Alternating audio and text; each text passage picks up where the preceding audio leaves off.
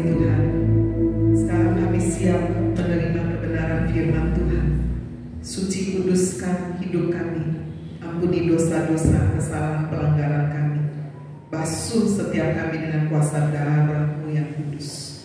Urapi hamba-Mu menyampaikan firman Tuhan, lidah bibirnya Tuhan kuasai, hati pikirannya dicengkeram oleh Roh Kudus. Demikian juga setiap telinga pendengaran kami Tuhan kuasai. Setiap kuasa setan iblis yang mencoba mencuri kebenaran firman atau mengganggu konsentrasi kami terima firman, dengan hati kami menghancurkan di dalam nama Tuhan Yesus dan mengusir yang keluar dari tempat ini.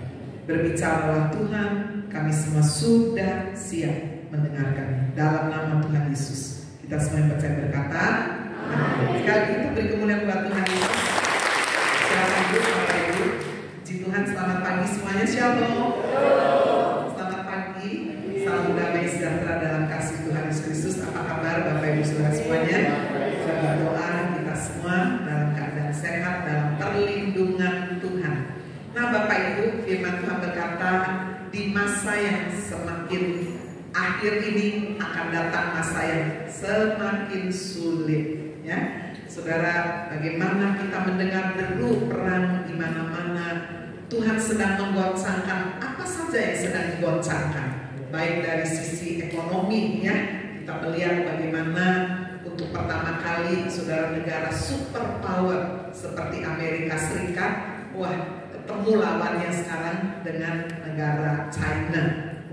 Ya. Jadi hari-hari ini kita melihat penggenapan firman Tuhan. Demikian juga saudara secara politik, budaya, kehidupan moral manusia, gaya hidup, semua sekarang sedang digoncangkan. Dalam kehidupan kita sebagai orang Kristen, pengajaran-pengajaran yang sesat, sudah tidak terhitung begitu banyak. Itu sebabnya Bapak Ibu kita mau waspada. Nah hari ini saya ingin berbicara dari satu sisi. Saudara mungkin jarang kita mendengar dari sisi ini karena kita semua ingin yang berkat-berkat pertolongannya. Tapi hari ini saya berbicara mengenai penderitaan sebagai harga iman Kristen. Penderitaan sebagai harga iman Kristen. Kita harus dibekali oleh satu kebenaran firman yang utuh. Amin, saudara. Satu sisi kita mengenal Yesus Kristus Tuhan sebagai juru selamat, raja, pemberkat, penolong, betul. Tapi di sisi yang lain, Yesus juga adalah Tuhan yang sudah menderita dan berkorban memberikan hidup nyawanya bagi kita. Mari kita melihat saudara bagaimana di dalam kita memahami penderitaan sebagai harga iman yang harus kita bayar. Yang pertama sudah alasannya kenapa? Karena Yesus Kristus sudah mengalaminya sendiri. Jadi Yesus Kristus bukan cuma berkata kamu kalau ikut aku kamu menderita lalu dia enak-enak, tidak. Tapi Yesus Kristus sendiri sudah mengalaminya. Mari kita melihat dasar firman Tuhan dalam Injil Lukas pasal 9 ayatnya yang ke-22. Mari kita baca bersama-sama ayat ini dengan suara keras. 2, 3. Dan Yesus berkata, Anak manusia harus menanggung banyak penderitaan dan ditolak oleh tua-tua, imam-imam kepala dan ahli Taurat, lalu dibunuh dan dibangkitkan pada hari ketiga. Kita yang percaya firman Tuhan berkata, amin. Jadi saudara, Yesus sendiri mengalami, bahkan dia sudah berbicara kepada murid-muridnya sebelum dia harus melewati semua penderitaan itu. Dia dikatakan akan menderita banyak, menanggung penderitaan, bukan dari orang dunia, orang luar, tapi dari dalam saudara. Oleh tua-tua ditolak, imam-imam kepala yang seharusnya mendukung, mensupport, dikatakan Yesus ditolak, ahli-ahli Taurat, bahkan dia dibunuh. Nah hari ini kita melihat sudah bagaimana penderitaan yang Yesus alami adalah penderitaan yang sempurna. Mengapa saya sebut sempurna? Saudara, yang pertama, Yesus mengalami penderitaan secara jiwani, jiwa. Manusia tidak seperti binatang ya, manusia punya perasaan, punya kehendak, punya cara berpikir. Yesus mengalami penderitaan mulai dari Taman Getsemani. Saudara-saudara sekalian, dia tahu dia harus meregut cawan murka Allah yang berisi dosa-dosa manusia di dunia ini. Dia harus menanggungnya. Dan dia berkata, kalau boleh cawan ini lalu ya Bapa, tapi jangan kehendak. Kehendak mulai yang terjadi. 3 kali dia berdoa, dia minta 3 muridnya yang sangat dekat dengan dia, saudara, untuk berjaga-jaga dan berdoa, tapi semuanya tidur semua. Disitulah, saudara, tidak lama kemudian malam itu datanglah tentara dari Bait Allah. Ya, jadi Bait Allah itu punya tentara juga, karena bangsa Israel sedang di bawah kekuasaan Romawi. Jadi bukan yang datang bukan tentara Romawi, tentara dari Bait Allah yang dipimpin oleh Yudas. Yudaslah, saudara, yang mengenal siapa Yesus, mukanya seperti apa. Makanya, saudara, disinilah terjadi satu pengkhianatan yang pertama. Dari orang yang sangat dekat 3,5 tahun pertama, 3,5 tahun bersama Yesus, dipercaya menjadi bendahara, memegang uang. Tetapi disitulah Yudas dengan ciumannya, sungguh dia mengkhianati Yesus. Ada rasa sakit tentu, Bapak Ibu. Lalu kemudian Tuhan Yesus dibawa ke rumah imam besar Kayafas. Kalau Bapak Ibu pergi ke Israel, pasti akan dibawa tuh untuk melihat rumah imam besar Kayafas itu besar. Yesus itu, saudara, di situ sudah dipukul, sudah disiapkan saksi-saksi palsu. Sebelum dia kemudian masuk di ruang bawah tanah yang biasanya dipakai, saudara, untuk penyimpanan binatang-binatang yang akan dikorbankan. Di situ Yesus malam itu, saudara, sebelum dibawa ke Pontius Pilatus, digantung tubuhnya. Nah, pada saat Yesus memasuki rumah imam besar Kayafas, siapa yang mengikuti Yesus? Simon Petrus dan Yohanes. Yohanes mengenal imam-imam kepala, jadi dia bisa ikut masuk. Tapi Simon Petrus hanya di halaman rumah besar imam besar Kayafas itu. Nah, disitulah Simon Petrus disapa, saudara, oleh salah satu hamba perempuan. Kamu muridnya ya? Bagaimana jawab Simon? Enggak, bukan, aku enggak kenal. Sampai 3 kali. Lalu seorang hamba laki-laki juga tanya, kamu pasti muridnya? Dari logatnya udah ketahuan, kamu bukan orang Yerusalem. Kamu pasti dari Galilea? Enggak, aku enggak kenal. Sampai 3 kali Simon Petrus bersumpah bahwa dia tidak kenal Yesus. Ayam berkokok 2 kali. Jadi Bapak Ibu Saudara, kita bisa melihat inilah penderitaan yang dialami Yesus, pengkhianatan, disangkal oleh muridnya sendiri, Bapak Ibu Saudara, dan itu pasti menyakitkan. Nah, pagi-pagi hari sekali Yesus dibawa, saudara, ke pengadilan yang dipimpin oleh Pontius Pilatus. Nah, di situ Yesus mulai diolok-olok, dipermalukan. Saudara, dia diludahi. Kemana semua murid-muridnya? Firman Tuhan berkata, semua murid-muridnya meninggalkan Yesus. Itulah penderitaan jiwani yang dialami oleh Yesus. Mengapa Yesus harus mengalami semua? Bukankah dia Tuhan? Firman Tuhan berkata, dia mengalami semua supaya dia dapat turut serta merasakan penderitaan, saudara. Di sini ada yang pernah dikhianati, atau saya balik, di sini ada yang tidak pernah dikhianati. Ada? Wah, semua pernah ya dikhianati. Mungkin oleh suami, oleh istri, mungkin juga oleh sahabat dekat, ya, oleh rekan kerja, oleh siapa aja, saudara. Pasti saudara pernah mengalami peristiwa. Yesus dapat merasakan penderitaan. Saudara, di sini ada yang pernah dipermalukan, dihina-hina, diolok-olok. Yesus alami semuanya. Penderitaan yang kedua yang dialami oleh Yesus adalah secara jasmani. Bagaimana dia kemudian dipukul, dicambuk, dengan cambuk yang bercabang 3, karena Yesus bukan tidak memiliki warga negara Romawi.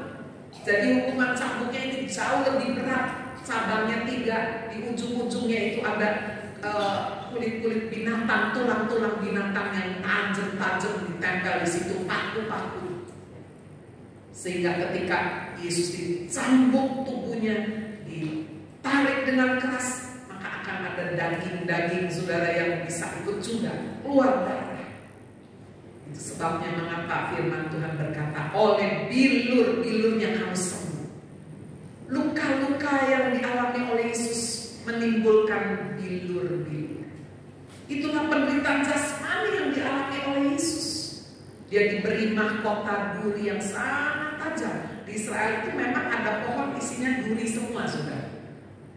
Disitulah Yesus diberi mahkota, atau mungkin lebih tepat topi yang terbuat dari duri, yang tidak cuma di pinggir kepala Yesus, tapi sampai masuk ke batok kepala juga itu dipasang. Penderitaan Yesus secara jasmani tidak terbayangkan. Apalagi ketika dia harus memikul salib naik ke bukit Golgota. 6 jam Yesus ada di atas kayu salib, dari jam 9 sampai jam 3 petang.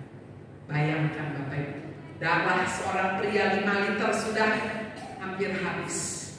Itu sebabnya Yesus tidak kuat bawa kayu salib. Seorang Simon yang bernama Simon dari Kirene, dia bukan murid Yesus, dia cuma mau lewat aja, dia dipilih. Ini berbicara juga penderitaan itu random, saudara.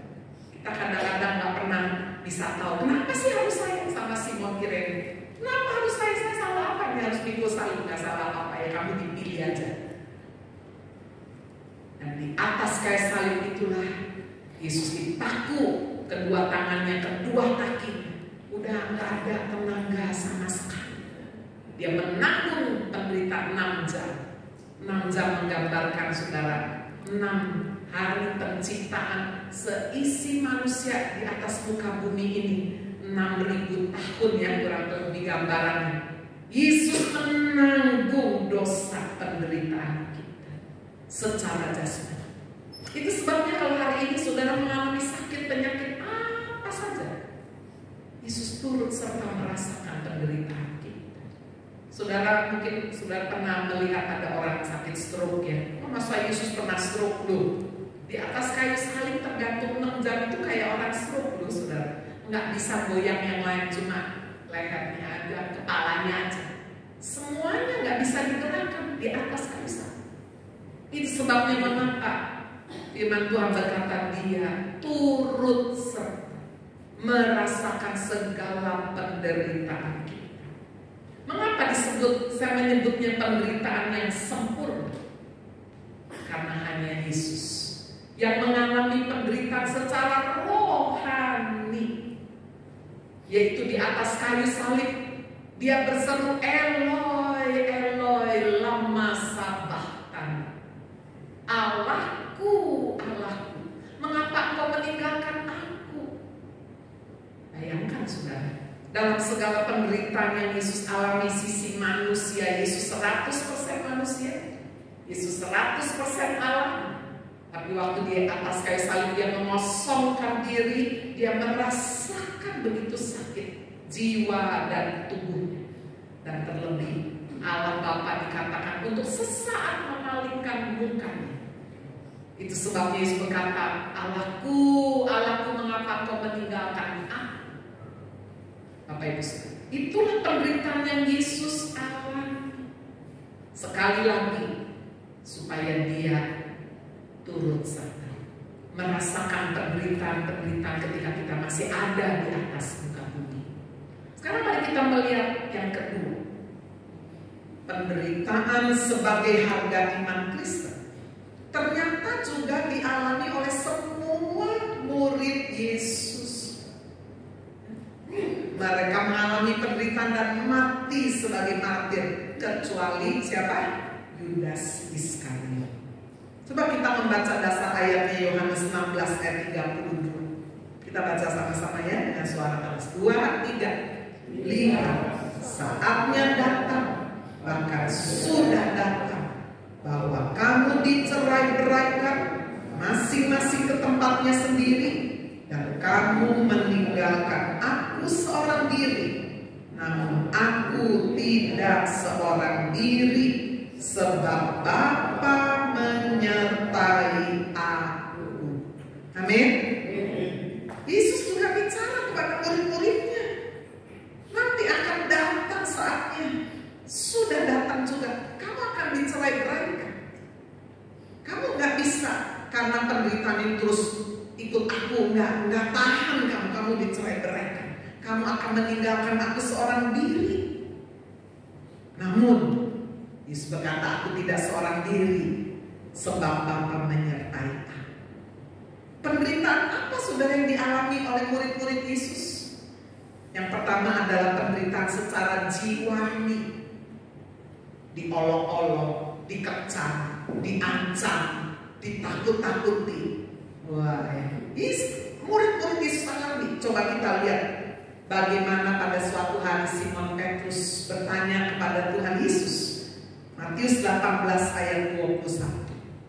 Kita baca lagi bersama-sama. 2, 3. Kemudian datanglah Petrus dan berkata kepada Yesus, Tuhan, sampai berapa kali aku harus mengampuni saudaraku jika ia berbuat dosa terhadap aku?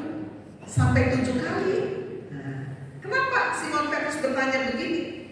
Pasti saudara sebagai murid Yesus, banyak orang-orang di sekeliling dia melukai dia, memanfaatkan kebaikan. Ya, saudara kan coba kalau punya orang yang bukan Kristen atau Kristen tapi nggak sungguh-sungguh, kamu Kristen kan, hamba Tuhan kan, melayani di gereja kan, nggak boleh marah. Lalu mereka seenaknya aja. Lalu kalau mereka pinjam duit nggak kembali, saudara, orang yang punya utang bilang apa? Kamu nggak ada kasih, tagih-tagih terus. Nah, itu sebabnya Simon Petrus bertanya, saya ini sebagai murid Yesus itu harus mengampuni berapa kali dalam sehari? 7 kan? Yesus berkata bukan 7 kali, 70 kali 7 kali. Coba di sini apa ada Bapak Ibu Saudara yang mengampuni orang satu hari sampai 490 kali? Ada nggak? Nggak ada. Artinya Yesus sedang berbicara, memang akan ada orang-orang yang menyakiti kamu, menekan kamu, merugikan, menipu, memfitnah, menghancurkan hidupmu, menghancurkan nama baikmu. Memang ada, tapi ampuni. Sampai kapan Tuhan? Nggak ada batasnya. Maksudnya itu. Nah, kalau saudara baca terus Matius 18, ada perumpamaan Yesus beritahu seperti seorang hamba yang hutang kepada raja tuannya 10.000 talenta. 1 talenta itu 6.000 dinar. Berarti 10.000 dikali 6.000 berapa itu? 60 juta dinar. 1 dinar, saudara-saudara, itu upah harian seorang pekerja. Berarti utangnya berapa itu tadi? Ya, 60 juta hari, hitung aja. Bulan. Ya, sebab 1 hari 1 dinar, sorry. 60 juta dinar. 60 juta hari, kerja berapa lama sampai mati, sampai anaknya nggak kebayar maksudnya. Itulah hutang dosa kita kepada Tuhan. Sementara ketika ada hamba yang hutang sama hamba yang sudah dibebaskan, temennya utang 100 dinar, berarti 100 hari kerja ya. Wah, dia nggak bisa bilang, ayo bayar utang, aduh tunggu nanti. Nggak bisa, lalu dibawa ke Albojo disiksa. Lalu Tuhan berkata apa? Yesus berkata, kalau kamu tidak mengampuni orang yang bersalah kepada kamu, Bapamu yang di surga tidak akan mengampuni. Lihat, seperti hamba ini sudah dibebaskan 10.000 talenta. Ya, tadi berapa? 60 juta dinar udah dibebaskan. Masa 100 dinar aja dia tak mau bebaskan? Wah, ya. Itu sebabnya kemudian Yesus berkata, kamu harus mengampuni sesamamu dengan segenap hati. Amin. Jadi pelajaran perumpamaan pengampunan itu apa? Mengampuni nggak ada batas. Salah diampuni lagi, salah diampuni lagi, ya. Dan mengampuni dengan segenap hati. Tapi yang keliru saudara menerapkan. Orang sudah utang sama saudara nggak bayar, lalu dia mohon lagi, sudah kasih lagi utang 2 kali. Kan harus mengakui tanpa batas, Bu. Jadi saya pinjemin terus, nah itu bodoh kalau itu saudara. Saudara mengampuni orang yang tidak bayar utang, tapi saudara harus tertib. Kamu kalau mau pinjam lagi sama saya dulu, lunasi dulu. Nah, kalau nggak mau lunasi, ya saya nggak pinjam, saya nggak akan kasih lagi. Itu namanya cerdik seperti ular, tulus seperti merpati. Amin. Tidak ada hubungannya dengan mengampuni. Saudara punya pembantu mencuri, Bu, ampuni, saya ampuni. Ya. Jangan mencuri lagi, saya kasih kesempatan kedua, lalu mencuri lagi, diampuni, terus suruh kerja, bodoh namanya. Kamu sudah saya peringati, saya ampuni, tapi kamu nggak boleh lagi kerja di tempat saya. Paham sudah? Dalam praktek kehidupan, mengampuni sudah kita butuh hikmat Tuhan. Amin. Ya. Jadi Simon Petrus tanya sama Yesus. Rupanya inilah juga yang kita bisa hadapi dalam hidup keseharian. Di sekolah banyak saudara teman-teman bully, hina-hina, permalukan. Di tempat pekerjaan atau bahkan di gereja. Jangan ya, di gereja jangan bully-bully, hina orang saudara. Karena Yesus mengasihi kita tidak pandang rupa, tidak pandang status sosial, tidak pandang suku bangsa, jenis kelamin. Tuhan mengasihi kita. Amin. Sekarang kita lihat penderitaan yang dialami oleh murid-murid Yesus, juga penderitaan jasmani. Semua murid Yesus, kecuali Yudas Iskariot yang menjual Yesus lalu gantung diri, semua murid Yesus, 11 murid mati-mati, mengalami penderitaan. Coba saya mau hari ini saudara lihat ini sebagai satu pengetahuan, tapi kita juga belajar melihat inilah harga iman kita mengikut Kristus. Yang pertama, saya mulai dengan 3 murid yang paling dekat dengan Yesus ya. Simon Petrus, sekitar tahun 64 sampai 67 Masehi, menjadi martir, disalibkan oleh Kaisar Nero di Roma. Saudara-saudara sekalian, Simon Petrus hampir keluar dari Yerusalem, tapi menurut tradisi gereja, dia berjumpa dengan Yesus, bertanya, mau kemana kamu? Kisera Domini Petrus, mau kemana kamu? Dia rasa tersentuh. Dia tidak mau menyalibkan Yesus yang kedua kali. Dia udah pernah menyangkalkan, dia nggak mau. Dia balik lagi masuk Yerusalem, dan disitulah dia ditangkap. Lalu dia dihukum mati dengan disalib. Simon Petrus merasa nggak layak disalibkan seperti Yesus. Itu sebabnya dia minta disalib terbalik, kepala di bawah, kaki di atas. Orang yang kedua, saudara, di antara 3 murid Yesus, namanya adalah Yakobus, anak Zebedeus. Dia mati paling cepat nih ya, sekitar tahun 41-44 Masehi, dipenggal kepalanya oleh Raja Herodes Agrippa. Peristiwa ini kalau saudara mau baca ada di Kisah Rasul 12. Ketika Simon Petrus juga ditahan, ditangkap, dibelenggu, kiri kanan saudara ada pasukan Romawi, di depan ditunggui sama pasukan Romawi. Simon Petrus tenang aja, buka ikat pinggangnya, jubahnya, sandalnya dibuka, dia tidur. Padahal besok mau dihukum mati, 1 hari sebelumnya yang dihukum mati adalah Yakobus. Dan itu ternyata menyenangkan orang-orang Yahudi yang sangat benci dan iri hati dengan Yesus. Tetapi Bapak, sesuatu yang ajaib terjadi. Malam itu malaikat Tuhan datang bebaskan Simon Petrus. Bapak Ibu, ternyata Yakobus, anak Zebedeus inilah yang lebih dahulu mati dipenggal kepalanya. Lalu 3 murid Yesus yang terakhir yang dekat dengan Yesus namanya Yohanes.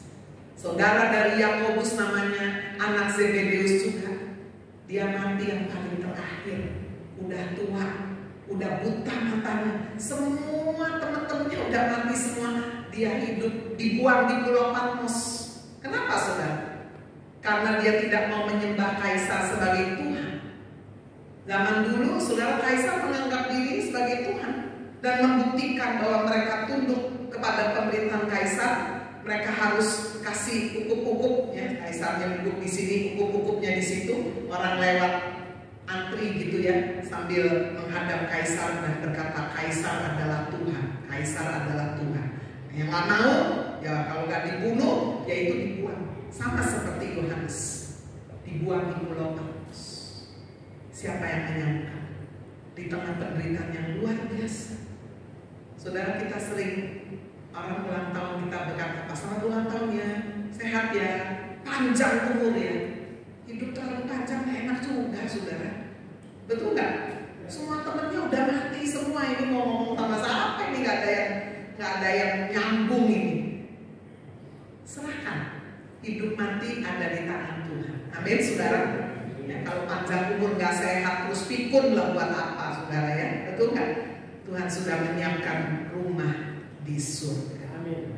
Nah, kita lihat Tuhan punya rencana untuk Yohanes ini tua, buta, supaya di Pulau Patmos Tuhan membukakan mata rohaninya, menyingkapkan rahasia akhir zaman yang kemudian dia tulis menjadi kitab Wahyu. Itu sebabnya Bapak Ibu Saudara sekalian, di dalam segala penderitaan Tuhan selalu punya maksud. Amin. Kitab Wahyu justru ditulis oleh Yohanes, saudara, ketika dia sangat menderita, buta, tapi mata rohaninya dicelupkan oleh Kristus. Pada akhirnya Yohanes dibunuh oleh Kaisar Trajanus di abad yang kemudian, saya mungkin abadnya lebih dari 11 Masehi ya. Jadi Bapak Ibu, kita bisa melihat karena Yohanes yang paling terakhir, mungkin 111 ya. Nah, sekarang kita melihat Bapak Ibu, di nomor 4 adalah Andreas. Siapa Andreas ini? Saudaranya Simon. Namanya tidak terlalu populer ya. Simon Petrus sangat terkenal. Dia memberitakan Injil sampai Rusia. Itu sebabnya sudah kita lihat ya, murid Yesus itu hanya 11 tapi tersebar kemana-mana memberitakan Injil. Sampai ke Rusia, sampai ke Balkan. Dan kemudian dia juga akhirnya disalibkan di Akaya Patras, Yunani. Ya, salibnya saudara nggak rata gitu ya, tapi seperti bentuk X, tangannya dibuka, kakinya dibuka juga. Andreas mati martir dengan cara seperti ini. Yang kelima, Bartolomeus.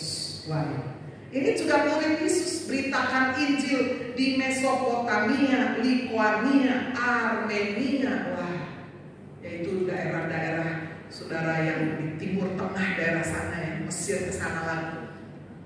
Bagaimana cara Bartolomeus mati dikuliti hidup-hidup, kulitnya dikelempekin, saudara. Penderitaan yang luar biasa alami Bartolomeus. Yang keenam adalah Tadeus atau yang disebut Yudas. Ini bukan Yudas Iskariot, Yudas murid Yesus yang juga menulis surat Yudas, yang ada di Perjanjian Baru. Dia memberitakan Injil di Syria, tepatnya di Edessa. Lalu dia juga ditangkap di Syria dan dihukum mati bersama Simon, bukan Simon Petrus, tapi Simon orang Zelot, ya, nomor 7. Simon orang Zelot yang bergabung dengan Tadeus untuk melayani di Syria dan Persia. Mereka yaitu Simon dan tadi Yudas disiksa, dirajam batu, digergaji, dan dibunuh dengan pedang di Persia. So, kalau dengar ini ngeri ya, merinding ya. Tapi ini sudah, saya ingin berbicara dari sisi lain supaya saudara mengetahui bahwa harga iman Kristen adalah penderitaan. Yesus berkata, kalau kamu tidak menyangkal diri dan memikul salib setiap hari, kamu tidak bisa menjadi murid. Itu sebabnya kita harus membekali diri kita. Yang kedelapan adalah Yakobus anak Alfeus. Dia menyebarkan Injil sampai ke Spanyol, sampai ke Inggris, Irlandia, kembali ke Yerusalem, mati terbunuh di Persia ketika dalam pelayanan. Yang kesembilan adalah Matius, yang menulis Injil. Matius melaporkan secara detail dan sangat terstruktur sekali. Dia melakukan pelayanan dan pekabaran Injil sampai ke Ethiopia, Afrika. Wah, luar biasa ya. Dan dia mati juga sebagai martir. Yang ke-10 adalah Filipus. Dia memberitakan Injil di Asia Kecil, di Turki. Ini bukan Filipus yang melayani meja ya, 7 orang yang dipilih itu bukan. Ini Filipus murid Yesus. Dia mati syahid juga di Turki. Dan yang terakhir adalah Thomas, memberitakan, ini ke-11-nya, merintis pekabaran Injil di Persia, India, sampai India. Di India ada gereja sudah terkenal yang dilahirkan oleh Thomas, namanya ada Gereja Martoma. Itu sampai ke Indonesia, ada di wilayah Sumatera Utara, saudara. Bagaimana Thomas mati martir? Dia mati ditusuk tombak di Chennai, di India. Jadi Bapak Ibu Saudara, bukan hanya Yesus yang lebih dulu menderita dengan penderitaan yang sempurna. Murid-murid Yesus menderita, ya, jiwani, jasmani, rohani enggak. Kenapa? Karena sekali-kali Yesus tidak pernah meninggalkan kita. Amin, saudara. Yesus sendiri yang sudah pernah untuk sementara ditinggalkan Bapa, karena semua cawan, kemarahan, kemurka Allah atas dosa manusia ditanggung, dipikul oleh Yesus, supaya saudara dan saya sekali-kali tidak pernah ditinggalkan oleh Yesus. Amin. Jangan pernah berkata begini, "Aduh, Yesus sudah meninggalkan." Tidak. Kenapa saya harus menderita begini? Kenapa saya harus alami ini? Kenapa doa saya nggak dijawab? Mungkin Tuhan sudah meninggalkan. Tidak. Dia berkata, sekali-kali aku tidak meninggalkan engkau, sampai pada kesudahan. Amin. Sekarang masuk pada bagian yang ketiga yang terakhir. Kalau Yesus, murid-murid, bagaimana dengan kita? Mari kita melihat bagian yang ketiga. Yesus sudah mengatakan bahwa kita juga akan mengalaminya, mengalami penderitaan. Coba kita baca ayatnya, Injil Yohanes 16 ayat 33. Kita baca bersama-sama ya. 2, 3. Semuanya itu kukatakan kepadamu, supaya kamu beroleh damai sejahtera dalam aku. Dalam dunia kamu menderita penganiayaan, tetapi kuatkanlah hatimu. Aku telah mengalahkan dunia. Amin. Yesus sudah bicara. Selama saudara dan saya masih di dunia, kamu akan menderita. Ada penganiayaan, ada kesesatan, ada duri dalam kehidupan kita, ada salib yang harus dipikul, ada kuk yang kita pikul bersama dengan Yesus, kuk yang mudah dan ringan, karena Yesus yang sudah menanggung semuanya. Kita tinggal ikut aja. Amin, saudara. Coba kita melihat, saudara, bagaimana menderita bagi Kristus itu adalah bagian dari kasih karunia. Kita baca ayatnya dalam Filipi 1 ayat 29. Kita baca ya bersama-sama. 2, 3. Sebab kepada kamu dikaruniakan bukan saja untuk percaya kepada Kristus, melainkan juga untuk menderita bagi Dia. Jadi Bapak Ibu, mengikuti Yesus itu harus seimbang. Jangan cuma berkatnya, pertolongannya, kesembuhannya itu dijanjikan. Seperti dua mata uang dengan dua sisi. Sudah, kalau cuma punya satu sisi aja nggak laku, betul nggak?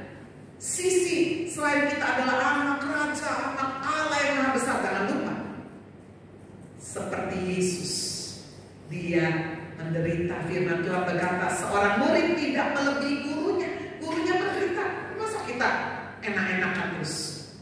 Amin, saudara. Ada harga yang harus dibayar. Menderita bagi Kristus adalah karunia. Itu sebabnya ketika saudara mengalami kesesakan, saudara ditindas, saudara dibenci, disakiti, difitnah, diancam dan sebagainya, firman Tuhan mengajar kita untuk apa? Berdoa bagi musuh kita.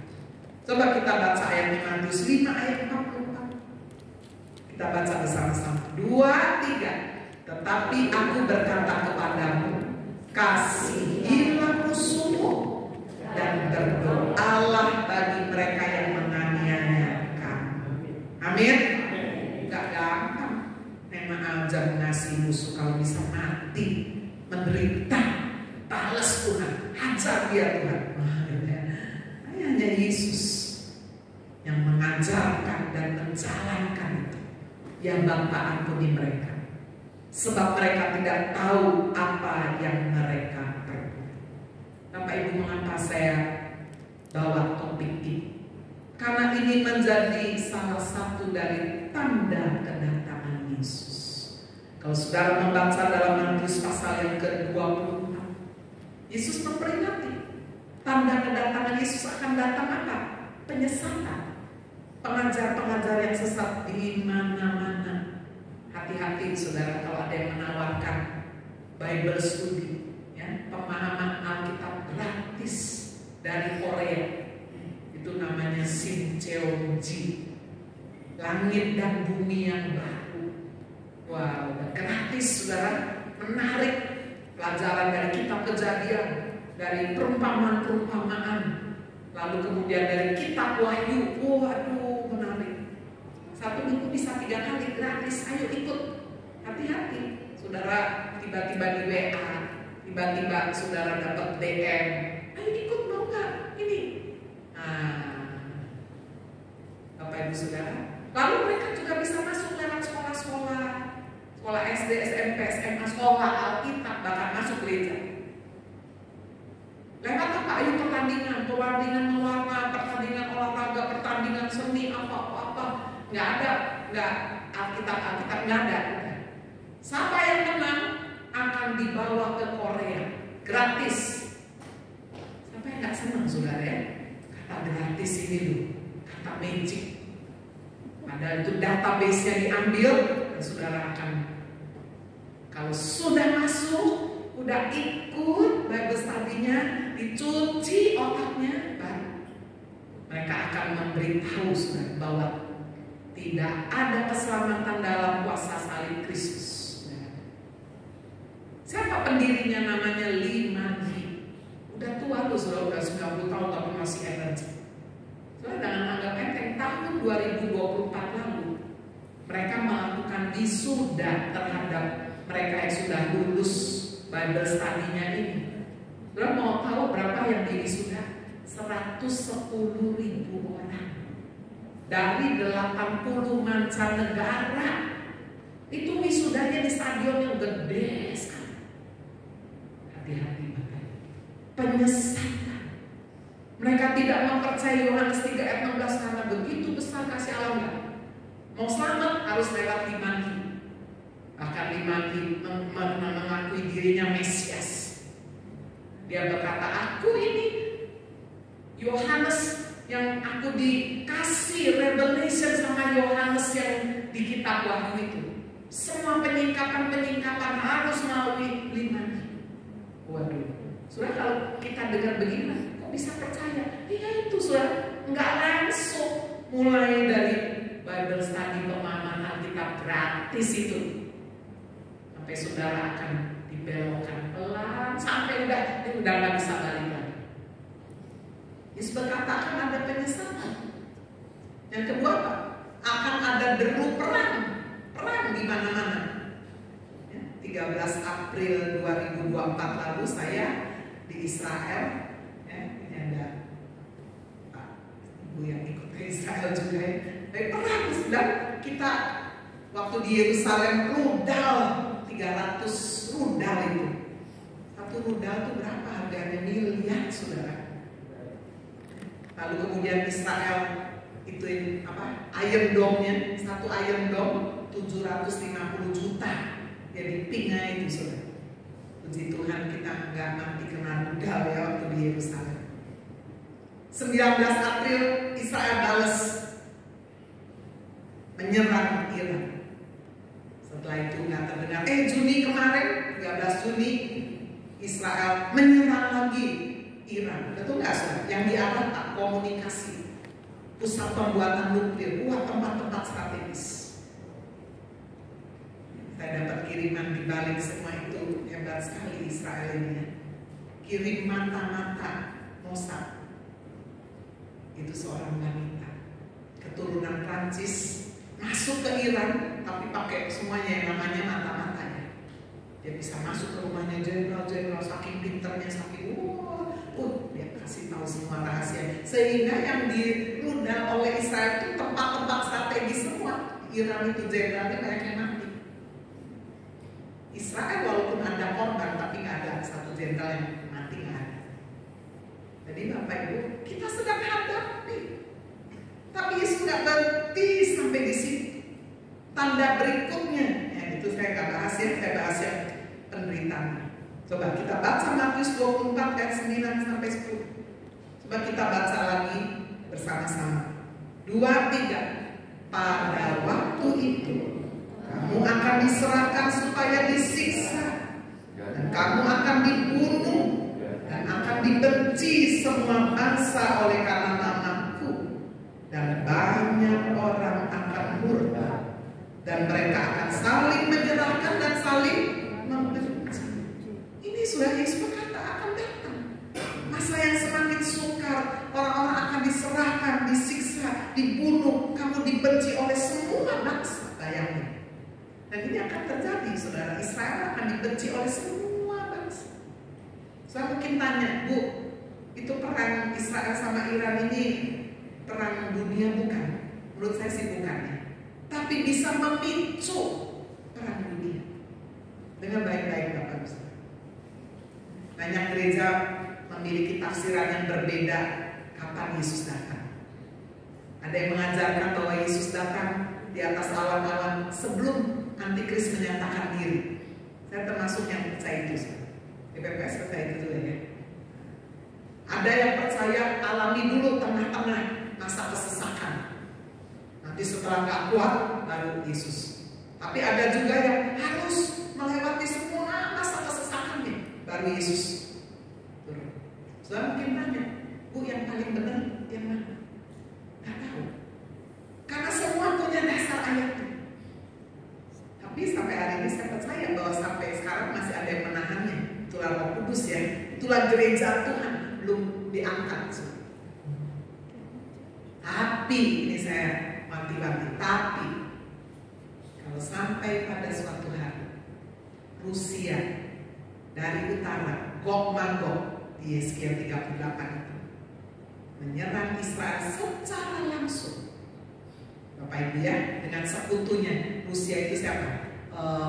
Syria, Turki. Lalu kemudian disertai dari timur. Siapa dari timur? China dan golongannya ya, daerah-daerah timur. Mungkin Indonesia akan jadi sekutunya juga. Firman Tuhan berkata, saudara, di kitab Wahyu, bahwa nanti akan muncul 20.000 laksa tentara. Satu laksa 10.000, berarti tentaranya berapa? 200 juta. Saya senang saudara belajar kitab Wahyu dan membahasnya. Dulu saya pikir itu cuma gambaran bukan hurufiah. Tapi hari ini China begitu bangkit luar biasa, punya sudah tentara 200 tahun, rakyatnya wakilnya kayak gitu ya. Ini kita di depan mata. Kalau Israel diserang Rusia, diserang China sekaligus, saudara, mungkin kita harus alami perang Gog Magog dan kemudian Harmagedon itu. Kalau udah Harmagedon, dari utara, dari selatan Afrika, dari timur, dari barat Amerika, Eropa dan semua serang semua. Dan Israel nggak ada sekutunya, nggak ada temannya, sama sekali nggak ada yang bolo, dia nggak ada. Supaya nyata bahwa hanya Yesus hanya Tuhan Allah Israel yang menyertai Israel. Amin, saudara. Kita lagi ada di ujung ini. Saudara masih mau sibuk kepahitan, sakit hati, aduh Bapak Ibu, masih terus mau hidup dalam dosa. Mari hari ini perlengkapi kehidupan kita. Saya akan masuk, saudara, ya, bagian yang paling terakhir. Kita langsung masuk kepada kesimpulan. Mari kita belajar jangan melihat penderitaan selalu sebagai akibat dari kesalahan atau dosa kita. Memang dosa, kesalahan, kecerobohan bisa membuat penderitaan, tapi tidak semua. Penderitaan juga merupakan harga yang harus kita bayar sebagai orang percaya, sebagai orang beriman. Dan kita udah jelas ya, Yesus alami, murid-murid alami. Bu, bagaimana dengan Paulus? Paulus di penjara 2 kali, lalu mati juga di dalam penjara, dipenggal kepalanya sama Kaisar Nero. Nggak ada yang tidak menderita karena Kristus. Itu sebabnya perlengkapi diri kita. Penderitaan tidak semata-mata karena akibat dosa. Kalau dosa kita menderita, ya cepat bertobat, saudara. Amin. Tapi kalau saudara nggak berdosa, nggak buat salah, menderita gimana? Ya sudah, jalani. Percaya itulah harga daripada iman Kristen yang harus kita bayar. Simpulan yang kedua, mari kita selalu memandang kepada penderitaan dan kuasa salib Kristus. Ketika saudara mengalami penganiayaan, saudara ditekan, dibenci, saudara disalah mengerti, saudara alami mungkin juga masa-masa yang sulit, keuangan, kesehatan, keluarga. Aduh, Tuhan seperti duri dalam hidupku. Mari kita memandang kuasa salib Kristus. Yesus aja pernah ditolak sama saudara-saudaranya. Yesus dianggap sama saudara-saudaranya itu kerasukan setan, saudara. Loh, saudara nggak percaya, baca itu. Karena mereka dipengaruhi oleh orang-orang Yahudi yang membenci Yesus. Barulah setelah Yesus mati dan bangkit dan menampakkan diri, salah satu kepada saudaranya Yesus, namanya Yakobus juga, Yakobus yang lainnya. Disitulah baru saudaranya Yesus percaya kepada Tuhan Yesus. Jadi Bapak Ibu, kesimpulan yang kedua, kalau saudara mengalami penderitaan, kesesatan, ada persoalan, pandanglah salib Kristus. Dia pernah ada di atas salib supaya dia bisa merasakan kelemahan kita, supaya dia bisa menanggung semua penderitaan kita. Dan dia berkata, kuatkan hatimu, sebab aku telah mengalahkan dunia. Saudara, di sini ada yang suka nonton film berseri, drakor, drama Korea, drama Cina. Ada yang 16 seri, 20, 30. Saya kemarin tanya sama salah satu jemaat saya yang suka nonton drakor. Saya bilang, atau Brazil, seri paling banyak berapa yang kamu tonton? 90. Astaga. Ya? Kalau satu film seri 1 jam, berarti 96 jam. Itu kalau nonton sehari nggak tidur, 4 hari, ya ada lah ya. Saya tanya, sudah kalau nonton film berseri, seneng yang akhirnya bahagia atau yang sedih? Bahagia ya. Kalau sedih gimana? Aduh, kok mati sih? Kok bunuh diri sih? Nggak enak ini, jelek ini. Ada yang sebelum nonton, lihat dulu akhirnya gimana? Happy ending nggak? Kalau happy ending tak tonton, kalau udah tulis buang-buang waktu nanti. Jadi baper, ngapain gitu ya. Saudara mau tahu happy ending yang disiapkan Yesus? Ending yang disiapkan oleh Tuhan. Happy ending apa nggak tahu? Coba saya mau tanya.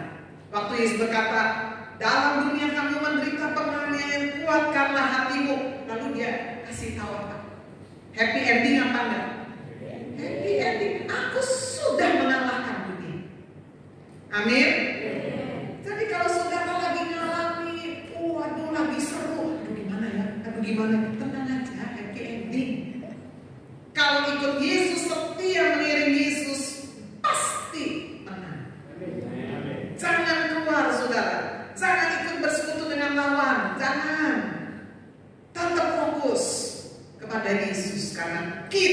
happy ending, pasti menang. Mari kita yang terakhir tekun beribadah, berkomunitas, jangan tinggalkan ibadah. Ada sel grup, kelompok kecil, ikut, sudah saling menguatkan, saling mendoakan. Mari kita mengobarkan karunia Roh Kudus dan kita giat melayani Tuhan sampai Tuhan Yesus datang. Amin. Tuhan Yesus memberkati kita. Mari kita bangkit berdiri Bapak Ibu. Kita datang kepada Tuhan. Terima kasih Tuhan Yesus. Meteraikan setiap kebenaran firman yang sudah kami terima Tuhan. Pada pagi Engkau mengasihi jemaat GPPS di Kali Asin ini. Hamba berdoa Tuhan untuk gembala dan setiap tim pelayan-pelayan di tempat ini. Tuhan biar mereka boleh semakin dekat melekat kepada Kristus. Mereka hidup di dalam visi yang Tuhan berikan, menjalankan panggilan dan kehendak Tuhan. Hamba juga berdoa bagi jemaat. Kalau ada hari ini di antara mereka sedang berbeban berat, mari saudara yang ingin didoakan, angkat tangan saudara, saya akan berdoa. Tuhan Yesus, lihatlah tangan-tangan yang diangkat.